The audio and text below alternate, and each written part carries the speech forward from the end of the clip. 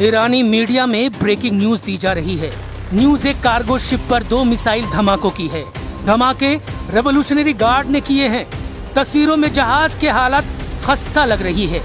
Iran ने ये चोट सुपर पावर को दी है। इस हमले को ईरान ने मिसाइल साइट पर बमबारी का बदला बताया है। अमेरिका जब ईरान पर बमबारी करता है तो ईरान बदले में कुवैत को मिसाइलों से फोड़ डालता है। ट्रंप जब ईरान नेवी को दहलाते हैं तो रेवोल्यूशनरी लड़ाके हॉर्मुज में तेल जहाजों को आग लगाते हैं। लेकिन अब ईरान, अमेरिका, इजराइल के बारूदी टकराव का एपिसेंटर है लेबनान। यहाँ फट रहे बम और मिसाइल अमेरिका इजराइल के रिश्तों को बिगाड़ सकते हैं, क्योंकि जिस तरह इजराइल यहाँ हिजबुल्लाह को मार रहा है उसे देख ट्रंप का कलेजा कांप गया है। ट्रंप ने नेतन्याहू से फौरन लेबनान में हमले बंद करने की अपील की है, लेकिन नेतन्याहू ने कहा है कि वो तब तक हिजबुल्लाह को बारूदी डोज देते रहेंगे जब तक लड़ाका ग्रुप का सफाया नहीं हो जाता। इजराइल के धमाकों को देख डर गए ट्रंप। बेरूत पर बमबारी, प्लेन से ट्रंप के उड़े होश।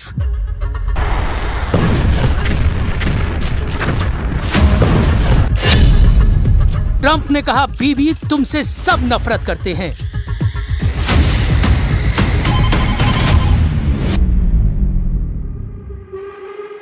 ट्रंप की धमकी बारूद से ज्यादा विस्फोटक साबित हो गई है।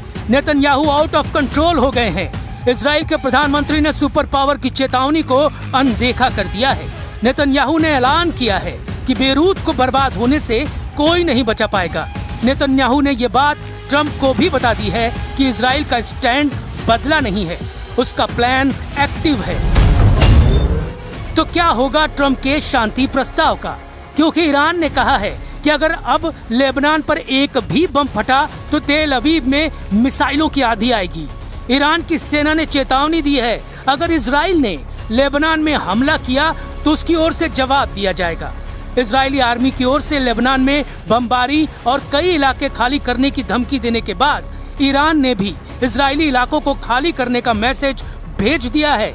ईरान के खातम अल अंबिया सेंट्रल हेडक्वार्टर से इब्राहिम ज़ुल्फ़ागारी ने नेतन्याहू के नाम पैगाम भेजा है। قرارگاه مرکزی حضرت خاتم الانبیا صلی الله علیه و آله و سلم دقایقی پیش با هشدار به نخست وزیر رژیم صهیونیستی اعلام کرد نتانیاهو در ادامه شرارت‌های خود در منطقه ضاحیه و بیروت را تهدید. ईरान फिलहाल हॉर्मुज फ्रंट पर पूरा फोकस बनाए हुए है। ईरान ने अमेरिका के हमलों का बदला लेने तक का ऐलान कर दिया है।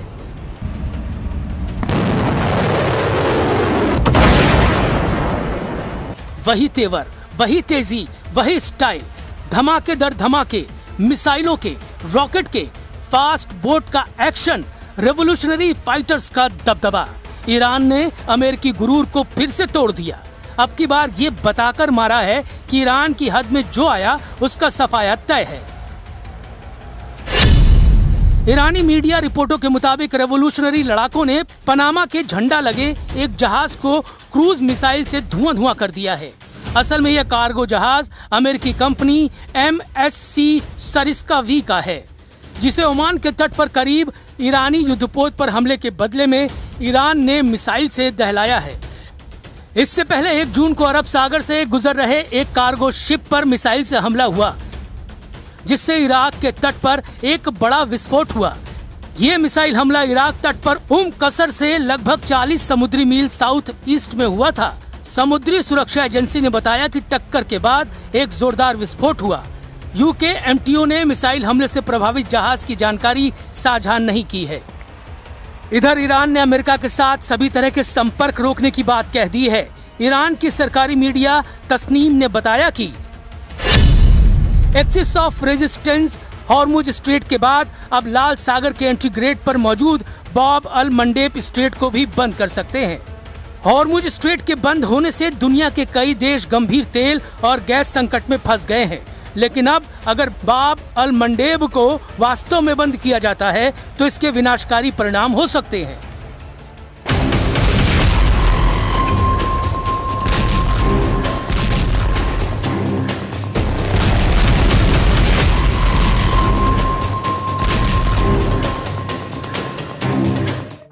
ईरान ने दूसरा ऑयल रूट बंद किया तो हाहाकार मचना तय है, क्योंकि बाब अल मंडेब को गेट ऑफ टीयर्स यानी आंसुओं का द्वार भी कहा जाता है।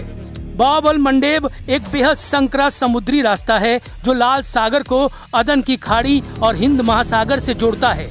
इसके एक तरफ यमन है, दूसरी तरफ अफ्रीका के जिबूती और इरिट्रिया देश हैं। अपनी सबसे सकरी जगह पर यह सिर्फ 26 से 29 किलोमीटर चौड़ा है।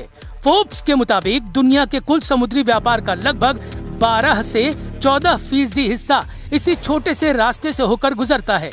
एशिया से यूरोप जाने वाले लगभग सभी कमर्शियल कंटेनर जहाज यहीं से निकलते हैं। खाड़ी देशों से यूरोप और अमेरिका जाने वाले तेल और लिक्विफाइड नेचुरल गैस के टैंकर इसी रास्ते का इस्तेमाल करते हैं।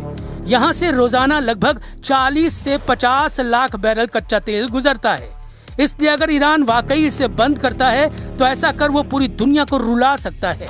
हॉर्मुज और बाब अल मंडेब दोनों के बंद होने का मतलब होगा कि दुनिया की कुल तेल और गैस सप्लाई का 25% हिस्सा पूरी तरह से लॉक हो जाएगा। हॉर्मुज स्ट्रेट में ईरान की मंजूरी के बिना घुसना मना है। अब दूसरे तेल गलियारे में बैरियर लगाकर रेवोल्यूशनरी लड़ाके ट्रम्प से बराबरी की डील की मांग कर रहे हैं। ईरान की बारूदी फास्ट बोट पहरेदारी कर रही है। जिस भी जहाज पर शक होता है उसे रेवोल्यूशनरी लड़ाके रॉकेट धमाकों से ब्रेक लगा दे रहे हैं। लेकिन अमेरिका कितनी देर शांत रहेगा? ट्रम्प कब तक युद्ध समझौते का इंतजार करेंगे? क्योंकि लेबनान में ट्रम्प की कही बात सच साबित नहीं हो रही है। बेरूत को इजराइल ढहाने के मिशन को ऑन कर चुका है। ईरान कह रहा है लेबनान में जब तक हमला होगा कोई समझौता नहीं हो सकता।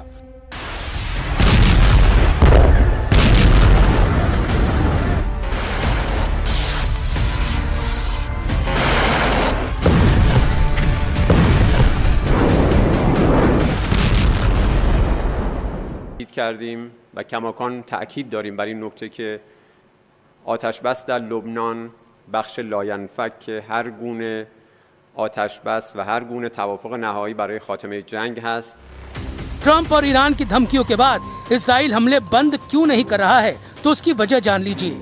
दक्षिणी लेबनान में हिजबुल्लाह लड़ाकों के ड्रोन हमले में इजरायली डिफेंस फोर्स का एक सैनिक मारा गया है और 3 सैनिक घायल हो गए हैं।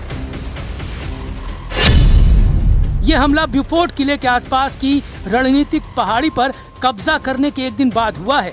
मारे गए सैनिक की पहचान 20 साल के स्टाफ सार्जेंट एडम जारफती के तौर पर हुई है, जो इजराइल डिफेंस फोर्स की कमांडो ब्रिगेड की मैगलन यूनिट में तैनात थे।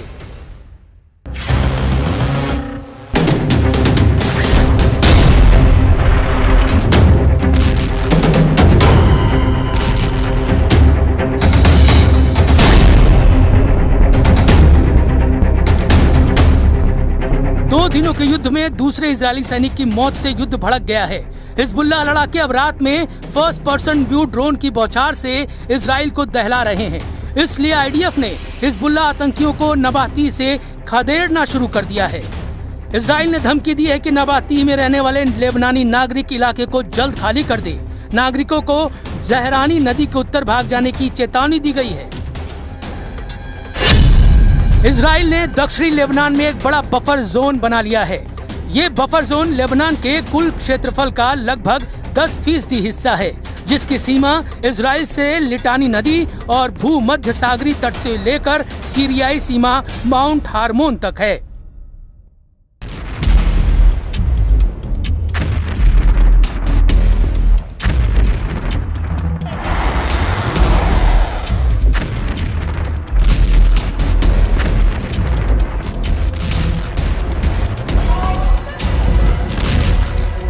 हालांकि हिजबुल्लाह के गढ़ कहे जाने वाले बेरूत में अब भी लड़ाका ग्रुप का कंट्रोल है।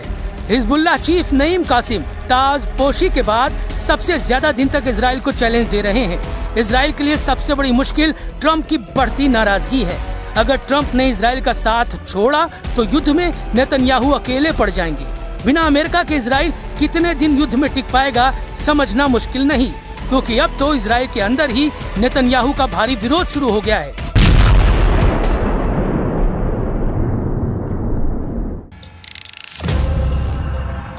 एक तरफ दक्षिण लेबनान में इजराइल नए नए किले फतह कर रहा है,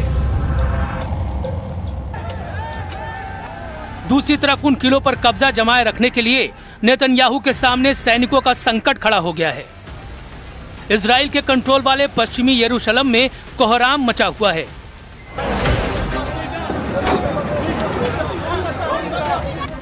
पश्चिमी यरूशलेम में पुलिस बैटन से पीट रही है। ये हंगामा करने वाले हैं हारेदी प्रदर्शनकारी। इन्होंने सेना में भर्ती के खिलाफ मोर्चा खोला हुआ है। हारेदी यहूदियों की रैली नेतन्याहू को बार बार चैलेंज कर रही है।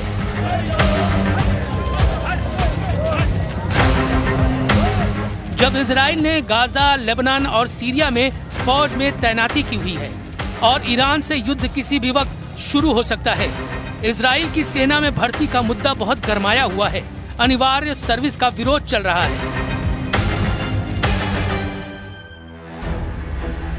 इस विरोध का सेंटर पॉइंट वो हारेदी यहूदी समुदाय है जो नहीं चाहता कि उस पर सेना में अनिवार्य सर्विस का दबाव डाला जाए। इसी डिमांड के साथ हजारों लोग यरूशलेम में इकट्ठा हुए। इजराइल में नेतन्याहू को हिजबुल्लाह और हमास से इतनी बड़ी टक्कर नहीं मिली जितना इजराइल के अंदर हारेदी समुदाय का विरोध उनके लिए मुसीबत बन चुका है।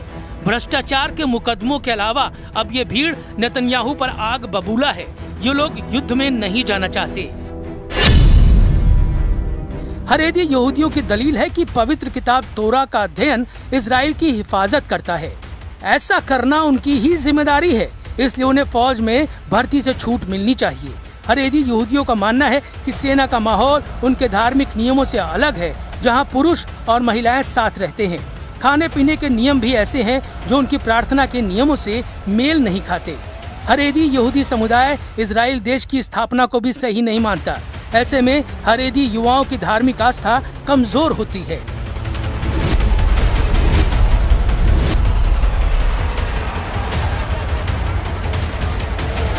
अभी तक हारेदी यहूदी समुदाय को सेना में भर्ती से छूट रही है, लेकिन सुप्रीम कोर्ट के आदेश के बाद इसे खत्म किया गया है।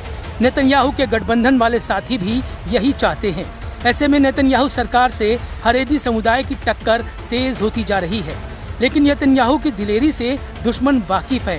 फाइटर लीडर कभी भी मुश्किलों से घबराते नहीं। दुश्मनों की भीड़ कितनी ही बड़ी क्यों न हो, इजराइल टकराने से बचता नहीं। इजराइल जमकर लड़ रहा है। फैसला ट्रम्प को करना है कि वो साथ देंगे या नहीं, क्योंकि ये युद्ध इजराइल से ज्यादा उनकी साख का सवाल है।